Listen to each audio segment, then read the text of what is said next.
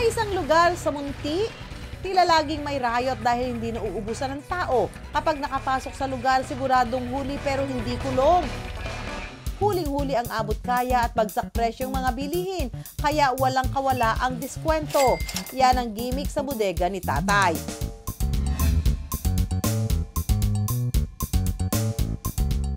Sa panahon ngayon, kaunti na lang daw ang mabibili ng 1,000 piso. Kulang pa lang yun. Sa 1,000 mo, 3 kain doon. Tipid yon. Sa 1,000 po, 2 kainan lang sa 4 na tao. Kung marunong ka mag-budget, marami. Pag ang bibili mo, puro masarap, konti lang. Well, I agree. Ang 1,000 pesos noon, kayang pagkasyahing pambili ng simpleng handa para sa isang salo-salo sa bahay. Ngayon kaya, Miss Susan, nabalitaan ko yung 1,000 peso challenge mo. Huwag kang mag-alala. Sigurado ko sa yung kasyang-kasya yan na panghanda. Ito, spaghetti pack for 120 pesos. Tinapay for 54 pesos. Fruit cocktail for 84 pesos. Luncheon meat for 88 pesos only. Pansit bihon, 18.50 ang isa. Dilata, 28 pesos kada isa. Longganisa for 85 pesos. Meron din tayong pork tapa for only 80 pesos. Ang total po nating babayaran ay 994 pesos. May sukli pa po kayong 6 pesos. wow, ang bigat ha! Kaya pala mabigat, ang dami laman nito ha, 1,000 pesos. May sukli pa ako, pan-tricycle. Ba? Malaking bagay ho ito talaga. Makahanap tayo na kung saan tayo bibili ng mura. Okay, tricycle please. Sa mga kumari kong best in budgeting, siguradong may award kayo sa tindahang ito. Mas nakakaminos po kami ng minsan 5 pesos. Ang bill ko po ngayon ay nasa 12,000. Sa iba pong grocery po yon ay abutin po ng 15. Sino mag-aakala na sa pagtitinda sa kariton noon, makapagpapatayo ng grocery store ngayon? Ang bright idea ng bagsak presyong paninda galing sa dating OFW sa Kuwait na si Alvin. Dahil sa wala akong trabaho dito noon, naisipan ko magtinda. Kaya gumawa ako ng isang maliit na kariton. Ipinwesto ko sa harap ng munisipyo ng Muntinlupa. Nilagyan ko siya ng mga face mask, alcohol, mga niripak na kape, asukal at mga konting dilata.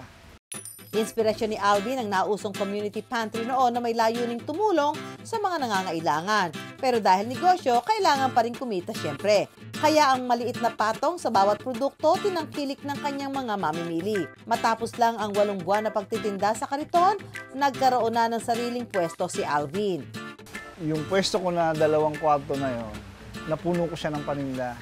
Talagang dinadayo nila ako, iba't ibang lugar yung nagpupunta na sa akin, nabalitaan nilang mura ang aking mga paninda. Doon ko na naisipan na ikuha na ng mas malaking pwesto.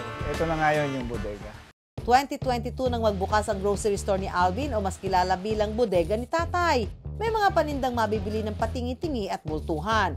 May mga kilala at bago sa pandinig na brand ng pagkain, toiletries at kung ano-ano pang pangangailangan. Pero mga kumars, huwag mag-alala, mura ang mga paninda pero malayo pa ang expiration date ng mga ito ha. Unang-una kasi kung bakit ko siya naibibigay ng mas mababang presyo kumpara sa ibang tindahan, mababa naman talaga ang overhead ko. Makikita nyo ang ating bodega, wala naman siyang aircon, nakadirekta naman ako sa mga malalaking supplier. Yung mga presyong nakukuha ko sa kanila sa bultuhang pag-angkat ko sa kanila, naibibigay din nila sa akin ng mas mababang presyo. Sa margin na yon, yung tumubo lang ako ng maliit, okay na sa akin yon. Basta alam ko na yung paninda ko kayang bilhin ng kahit Kung tatanungin nyo kung kumikita pa ba si Alvin, abay oo raw. Mababa lang yung ipinapatong nating tubo sa bawat paninda. Kung gano'n naman siya kabilis na nauubos, halos nakakaparehas ko na rin yung may malalaking tubo sa bawat panindang ipinapatong nila. Kung kita ang pag-uusapan, malaki ang kinikita natin sa pagninegosyo. Hindi ako bumababa sa 6 digits sa isang buwan. Sapat na yon para masustain ko ang bodega at yung mga pangarap kong gustong abutin. Ang mga pangarap ni Alvin, unti-unti nang natutupad. Ibili ko ng sariling truck si bodega. Nakapagdagdag na rin ako ng ibang lugar para sa imbakan ng ating paninda na gagawin nating warehouse. Naipaayos ko din yung maliit na bahay namin, na napaganda rin natin. Nabili ko rin yung pinakapapangarap kong sasakyan. Maganda yung naibigay na bunga ng pagtitiyaga natin sa bodega. Ang nag-uumapaw na biyaya, bunga rin ng pagiging malaking blessing ni Alvin sa iba. Alam niyo ba na ilan sa staff sa bodega ay mga PWD, senior citizen at out-of-school youth? Gusto ko silang bigyan ng pagkakataon na maramdaman nila kung paano ang buhay ng may trabaho. Hindi lang yan, ang pagtulong sa kapwa, extended pa sa pamamagitan ng kanyang paandar na negosyo package. Kada buwan, pumipili si Alvin ng maswerteng tatanggap ng libreng pangkabuhayan package. Humigit kumulang sa 50 na raw ang nabiyayaan nito. Yung mga nabibigyan naman natin ng negosyo package, yan yung mga kadalasan mga nagme-message sa Facebook page natin. Tatay, mayroon akong anak na may sakit, mayroon akong magulang na may sakit, mayroon po akong binubuhay na anak, wala po akong hanap buhay. Nakilala namin si Robin, isa sa mga kakatok ng tulong kay Alvin. Kasi wala po akong permanenteng trabaho Kasi yung mga anak ko po, hanggang ngayon po may sakit pa.